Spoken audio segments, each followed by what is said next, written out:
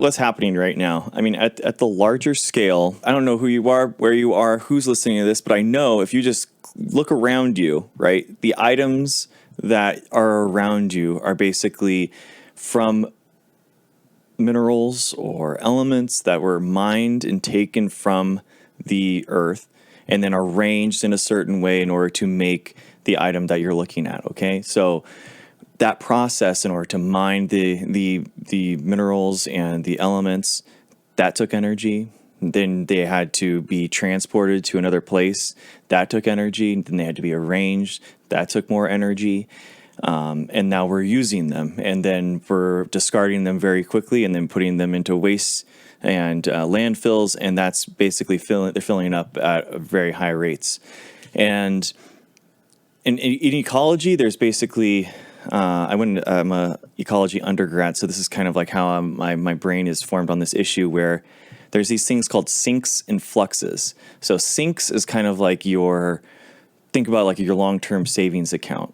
So you have kind of like a storage of carbon, or, for example, like a mountain would be a good example of a sink. So that's a lot of carbon that's going to be trapped in that space, and it's not going to be able to be like turned around and churned very, readily.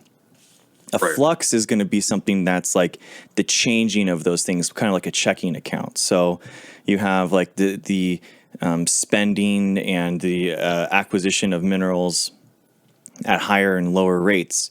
Basically, what's happening right now and what's happening with the emissions and what we talk about with the CO2 emissions is that they're basically putting carbon that were in sinks, carbon sinks, in these carbon sinks that were there for hundreds of millions of years, and now we're taking that same carbon and putting it into the atmosphere, and it's causing a huge imbalance. And we can actually tell that by a number of different ways, probably best situated by radiometric dating and using physics and neutron decay and all that kind of stuff. But we can know that we're having a huge impact on that. But it's not just that. I mean, I think this is actually the biggest fallacy that we kind of like that we're too focused on is emissions.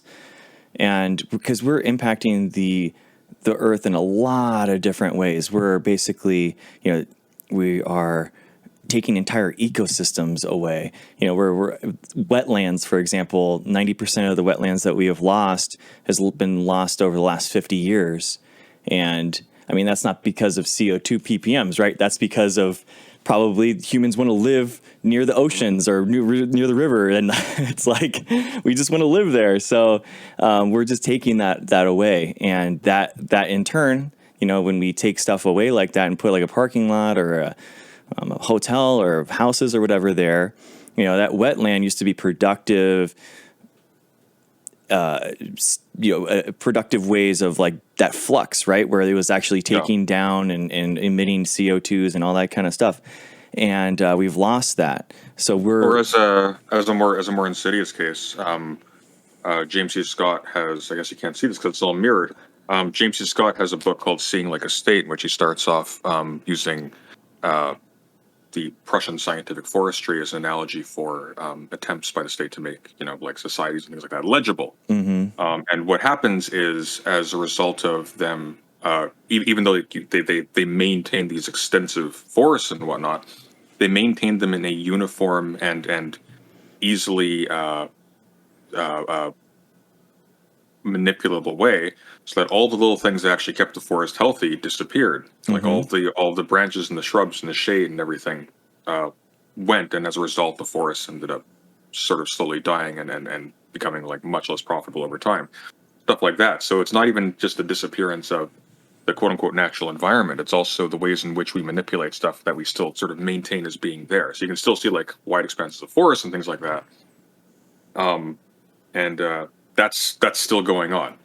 Yeah, absolutely. We're still like we remove carbon from the forests and stuff. We'll take dead trees there that normally mold and bacteria kind of eat away at it over time, and that kind of helps with the microbes population and that goes up. It's kind of, I mean, people say the food chain, but it's kind of like a house of cards. So in ecology, it's called a trophic cascade, where if you remove one thing, it's going to have compounding huge impacts on things that we don't even understand yet. So, like a really good example of this, and one of the best studied ones, is in Alaska with sea otters. So in Alaska, they were having huge problems with their fish population. Their fish population was tanking. They had no idea why. It was during the time that everyone wanted to kill sea otters for their hats or whatever. It's like Davy Crockett or something, So they're killing all these sea otters, and then they found out that basically, I mean, sea otters eat the sea urchins, and sea urchins eat the bottom of those kelp beds, those kelp, huge, the 30-foot high kelp forests.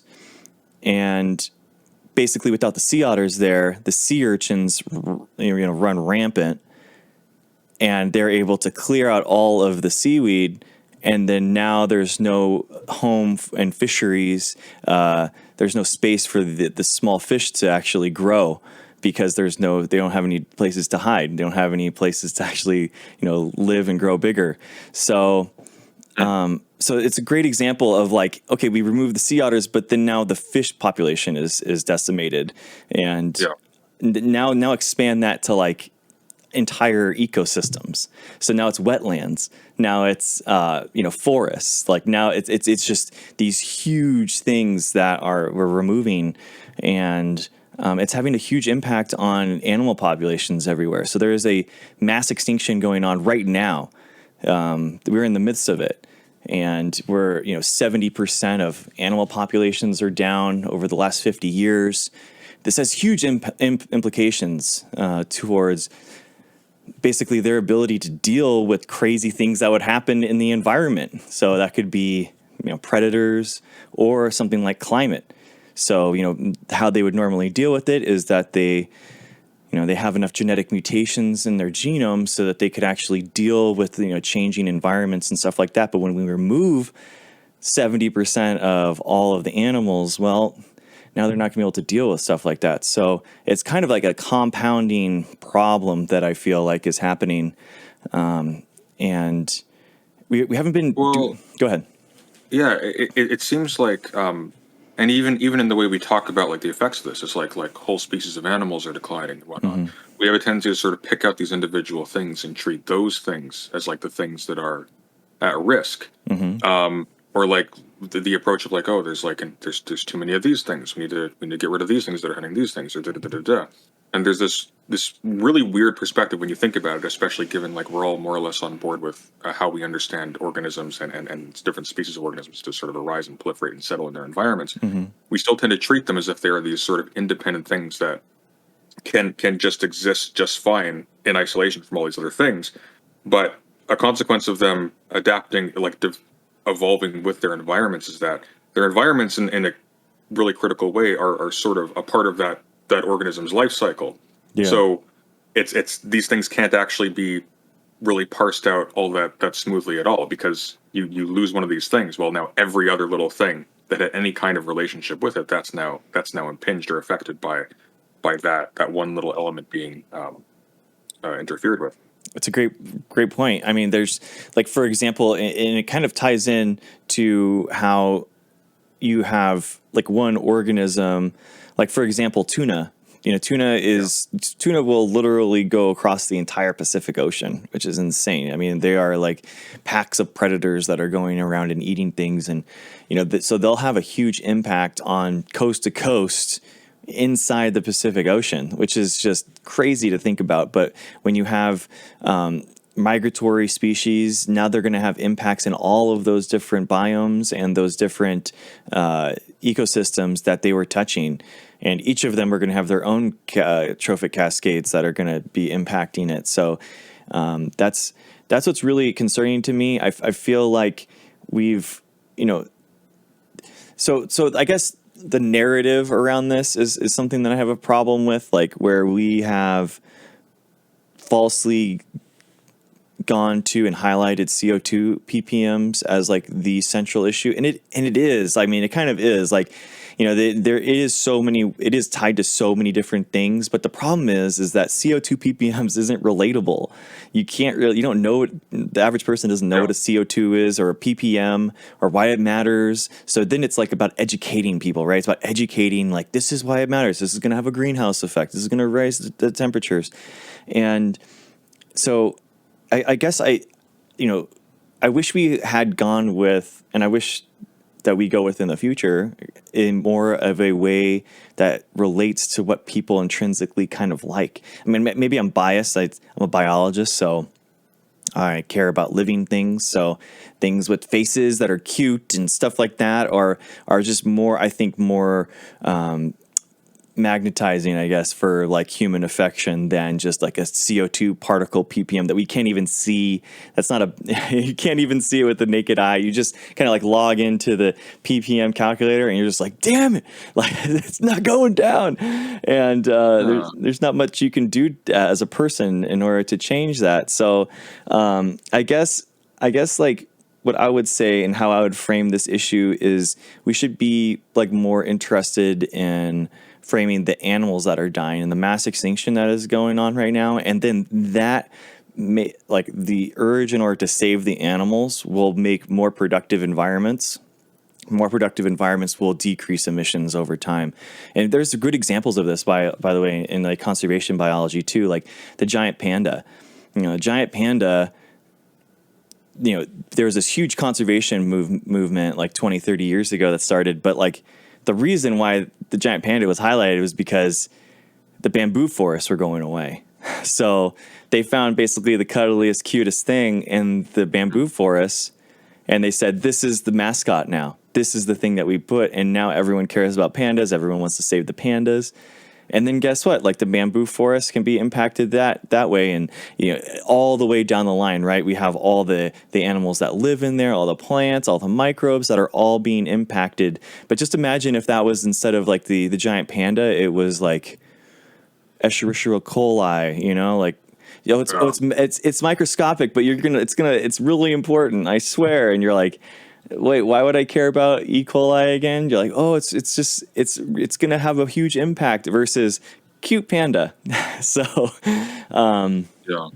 That's I think in addition to like anything that is like pointing to something in any way esoteric or sort of systemic, it's like you think, okay, I have, my heartstrings are not being pulled, and I'm looking at this thing. I am being told that I need to adjust my lifestyle in order to, facilitate saving the earth, or these big national powers that ultimately I know from my daily experience don't care about me at all. And I know that everybody in my community hates each other. I am not inclined on that long thinking basis by itself to make my life more unpleasant than it already is in order to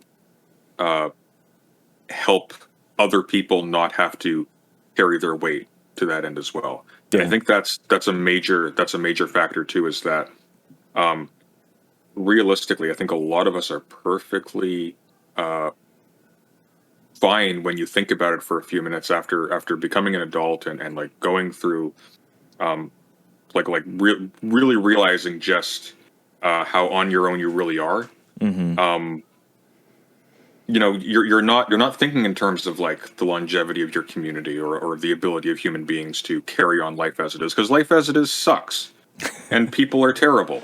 So it's like, yeah. I think you highlighted a good point. Like maybe, focusing on big cuddly animals was the right move, like in the 70s, maybe the pessimistic view of this, which I'm not a pessimist about it, but I think that the good critique or the selfish critique of my worldview would be that, well, humans aren't going to care until they're impacted personally. So, it's not until they're not able to go to work anymore because it's too hot to actually, like the air is caustic outside, like it's literally not habitable for humans. That's when they're going to start caring about the environment and the air, and that might be too late.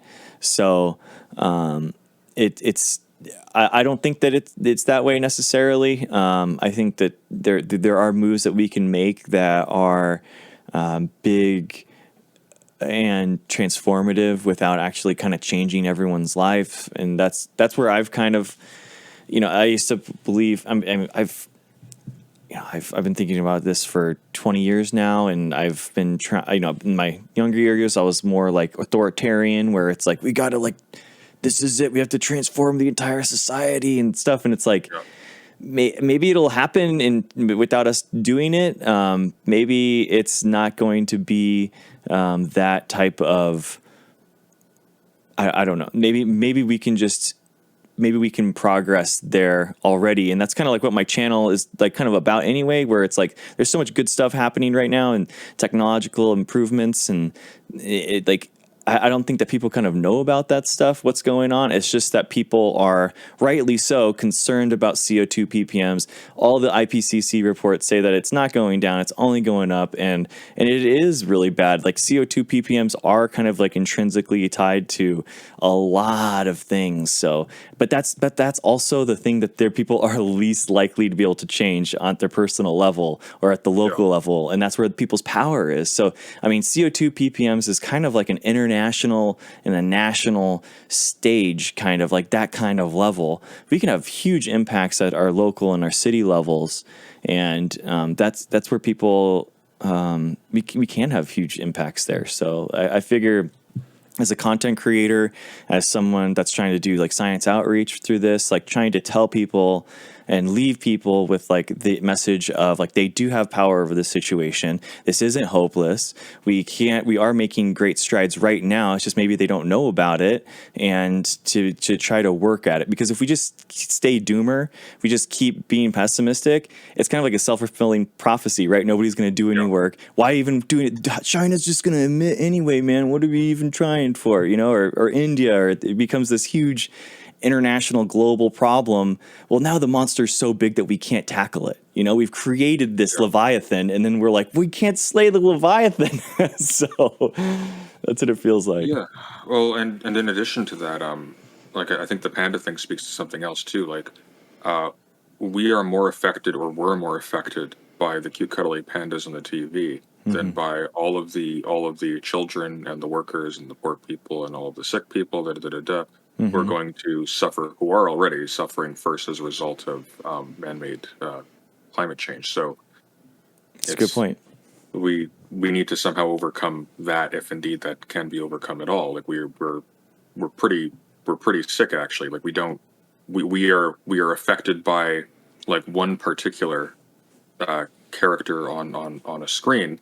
But we will walk to and from work and to and from the store and all that stuff, and we'll pass by a whole bunch of people and despise them, or just not care at all.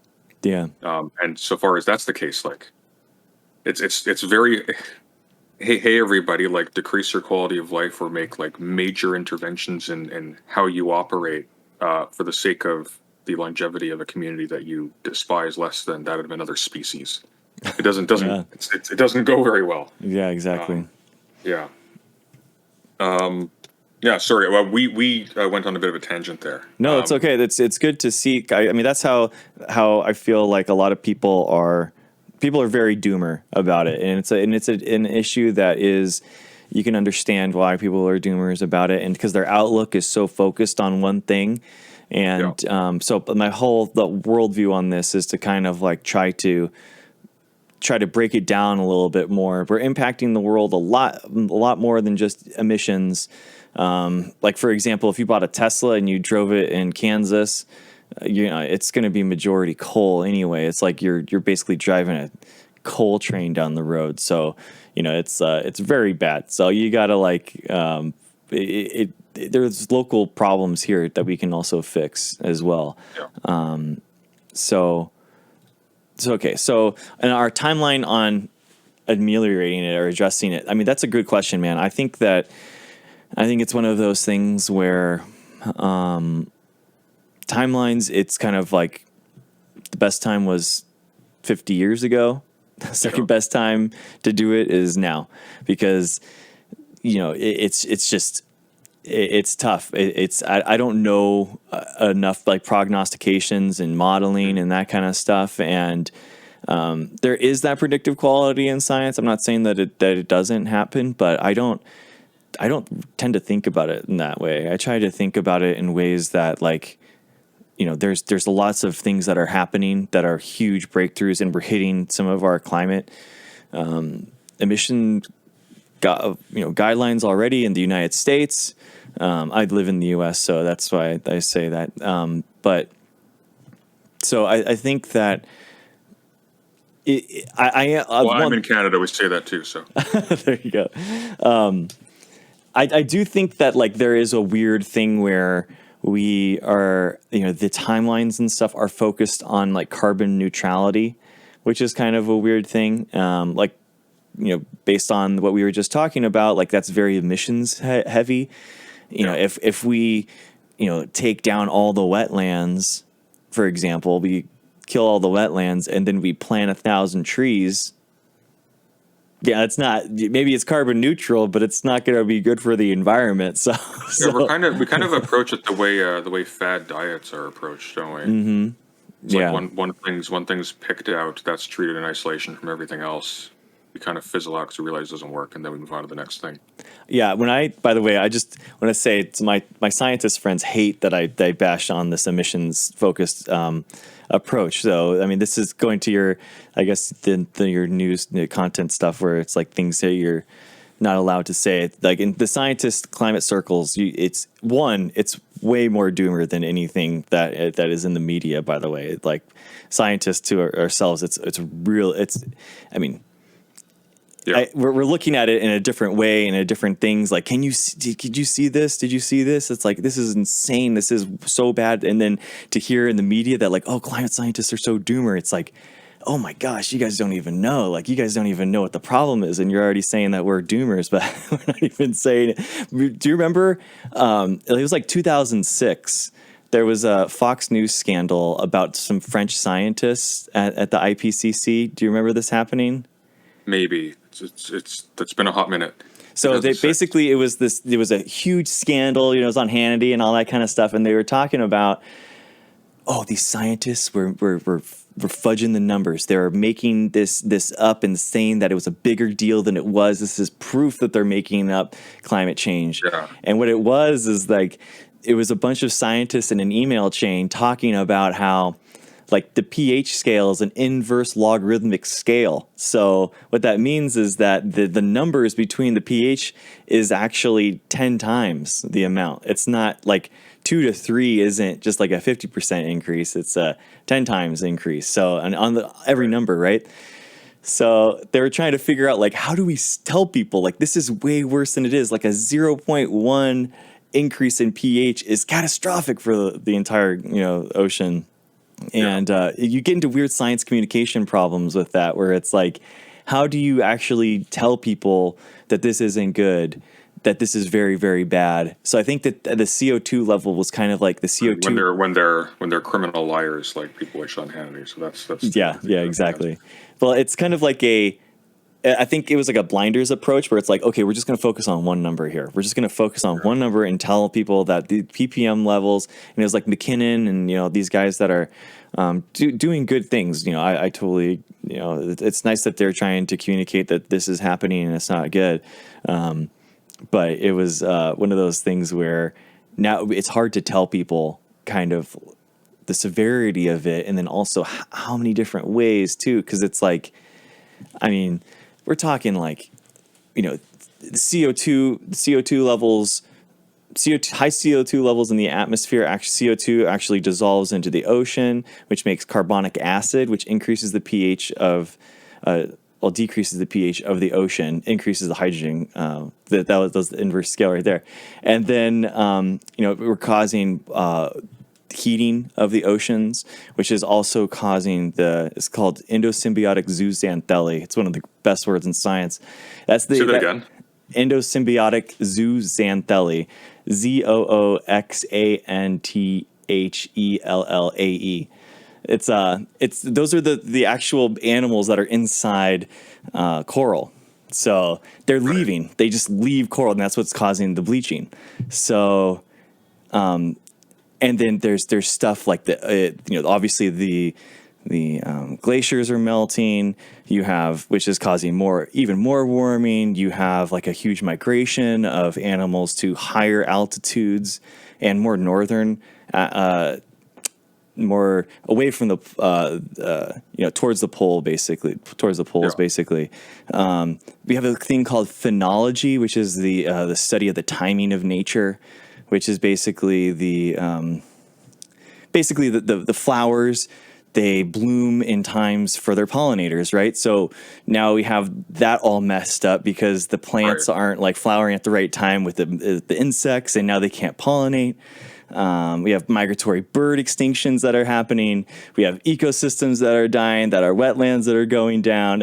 we have oxygen minimal zones because of runoff from farms that are going into the oceans. After the coast of every single city in the world is a dead zone where you have cyanobacteria and algae and diatoms blooming out of season, which is causing these huge pockets of no oxygen water. I mean, that's actually what you see when you see all those fish, those schools of fish die. You're like, why did thousands of fish like suddenly show up on the coast? It's like, well, it's because they ran into one of those oxygen minimal zones. And that has huge implications, by the way, too, because over half of the world's oxygen comes from algae. People think that it's because of plants, terrestrial plants, because we're terrestrial mammals, but it's Yeah. actually algae. So that's a huge problem. I mean, I could go on, so, Yeah. so and it, The long and short of it is that that Kurtz cassette video triggered you too. it's just frustrating to see the people that are the most doomers are the ones that are only focused on CO2. You're just like, it's kind of like Yeah. the Hubble phase shift, where it's like the Hubble constant was discovered, and instead of the stars being like individual suns, they're galaxies in and of themselves. It's like, man, you guys are just Yeah. staring at the sky and you're just seeing suns, and it's like, and you're like, yeah, but there's so much more. You you see stuff like that here too. Like there are a whole bunch of people who do content creation, like political content creation, for a little while, and then completely change their political stances and become doomers about like our prospects for political change over time. And the basis for it is they streamed for about 24 months, found out that leftists are kind of jerks a lot of the time, and that people who sort of drift right make more money. There's like, guys, this is the only viable way forward. It's like, dude, you're a guy with a webcam. This is all you. This is how you determine this. Yeah. It's like, It's very easy to be doomer, right? It's very easy yeah, to be doomer because you can't be doomer enough. There's no like, you can't, especially on climate issues. It's like you can't be pessimistic or doomer enough because then that's the more right you are. So you kind of are. It's just I don't. and people don't actually know. It's hard to think of the technology solutions. It's hard to think about and know about what's actually going. That's that we're making progress on. Why we shouldn't be doomer about it, but people don't know about that stuff. So that's why I'm here to help you. I don't know, and I appreciate that. I don't even know if I would characterize it as pessimism, because you think pessimistic, okay, that's an attitude towards like your prospects for like ultimate success or whatever. So you might try really hard, like aim above the mark, and like know in the back of your mind like we're gonna lose, but we can lose a little bit less than we would otherwise, and Yeah. we're like we don't know everything, so we're gonna try really hard. Doomerism, by contrast, is like super optimistic. It's like, you know what? That's a big problem, but I can get away with just that's too complicated. I'm going to focus over here. Like it's not even avoidant per se, because you still make the statement that you're like, no, we can't do anything. Give it up. It's apathy because you think everything over here is going to continue to be more or less fine for you. It's okay, well, maybe this is a good segue to talking about potential solutions. And before Yeah. we go into that, so we're talking about like a timeline. When's the best time to address this? Obviously, not before now was the best time, and then the second Yeah. best time is now. Yeah. Those aren't happening. Yeah. So, given what we, how do I want to phrase this? Given what we think about how people will, and I'll let you answer this by yourself because we maybe think different things. I don't know. Given what we think about what kinds of motivations people need in order to be able to like collaboratively address these issues, because it needs to be collaborative. Yeah. Because like half measures at this juncture will, I mean, it's too little, too late. If ever it was enough. Given what we think is required for that to take place, when do we think is really, in terms of viability, the earliest when that we can address it at? Like when is the earliest point? Like what actually does have to happen before it actually becomes possible to actually sustain like an efficacious, if that's even possible at that point, an efficacious response to man-made climate change, or some kind of actually ameliorative response. It's not just. I mean, it's hard, man. I mean, Yeah. So in my mind, I'm a biologist. I'm really biased towards living things. I'm a biologist. So in my mind, we need to do things. We need to save the environments first, just because if they go, the ecosystems die, we have no way to rehabilitate that. There's just zero. I mean, we have some sequencing, on some organisms, but like the vast majority of microbes we have in sequence, over 99.9% of microbes have not been sequenced or cultured inside of a lab. So, and those are the ones that are actually doing these things called ecosystem services, which bring down nitrogen, huge things that are tied to basically everything that you see, and everything that's tied to our economies and our way of life has to do some way with like microbes or insects. If we lose those, there's very little chance of like human life. I mean, there's going to be human life at some capacity, but like what we see as like our way of living is going to be completely changed, because then we have to like think about like how are we going to pollinate our food now, stuff like that, where now you're basically completely changing food sources, or microbes. You have to like figure out like where are we going to make our oxygen if the algae die off, and how are we going to make the world's oxygen? I mean, that's like a crazy thing to do. Think about. People push back on me when I say that, though. Like scientists say when I tell that to scientists, because they're like, well, and this is a good point too. No, actually, CO2 PPMs is more important because you have extinctions without CO2 PPM problems, right? So you just naturally have extinctions. The rate of extinctions is much higher because of human activity and because of the climate change issue. And on top of that, the greenhouse gas conditions are basically going to cause more extinction than what we're causing. There are basically solutions for example, like taking mass amounts of CO2. I'm not going to say solutions. There are hypotheses for ways that we could take down a lot of CO2 from the atmosphere. Like we could seed the oceans with iron, which would cause more like plankton and algae blooms, which then would like take down lots of CO2. Then we could scoop up that algae and plankton and then bury it and make kind of like an artificial sink. And that's just one. I figure I don't know. I'm not an engineer. I'm not a geoengineer. These are huge global problems, right? That are huge. But I would think that getting CO2 ppms down just from the atmosphere would be easier than restoring entire ecosystems and biomes. I don't think that we have any capability of doing that, and I don't think we ever are. But I feel like we would adjust first, and then become apathetic about that. That's not a project we would ever do. Yeah, but the problem is ecosystem health is tied to human health. So it's kind of like we would see massive amounts of like for example, the Salton Sea in Southern California is about to go away. It's like evaporating drastically, and every time that it evaporates, thinks it's on the course for evaporation. There's a huge problem for like LA County, because then LA County with the Santa Ana winds, it could be like an easterly wind that just blows over all this toxic air, into LA. It would have huge repercussions for people with asthma.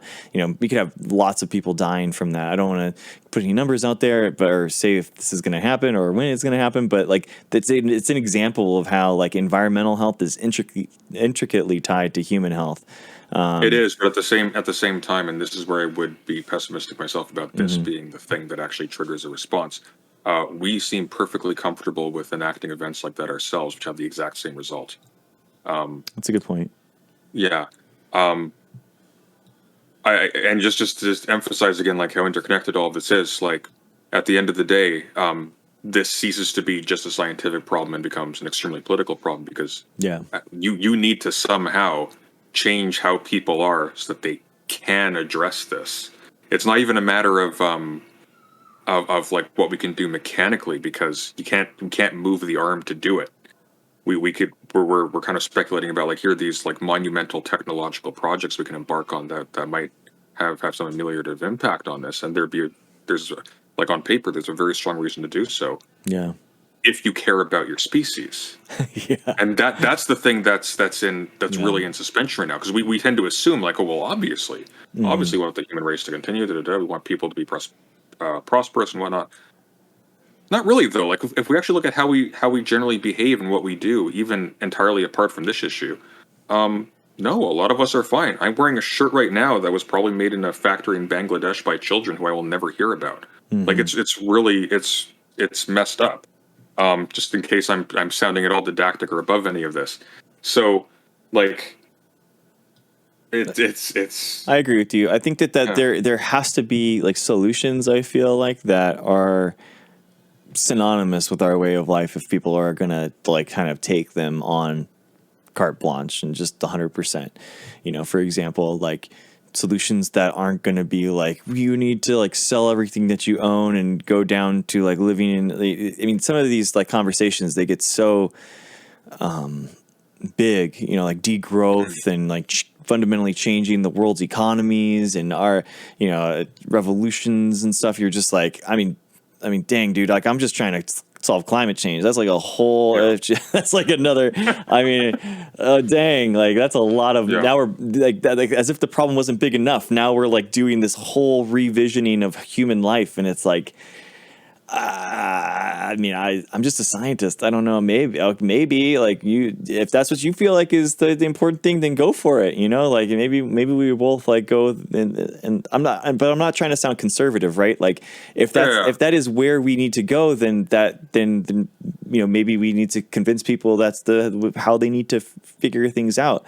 But I don't think like, there's always this issue specifically comes up like this is authoritarian, the siren call of like authoritarianism. Like this is the time we abandon democracy and this is what we do. And it's like, I don't think so, man. I don't think that you're going to be able to convince everyone, like a large percentage of the population to just fundamentally change. I mean, the nice thing though is, like, honestly, COVID, like I was actually very surprised at how much of our society was able to change and how willing people were to kind of like change the aspects of their lives, like work from home and just like driving and all it took was just immediate abject global terror. Yeah. but dang, like maybe we could change society more than I'm expecting, but for example, like I guess we can talk about solutions now. So like for example, on that point, sure. Just very quickly before we go in.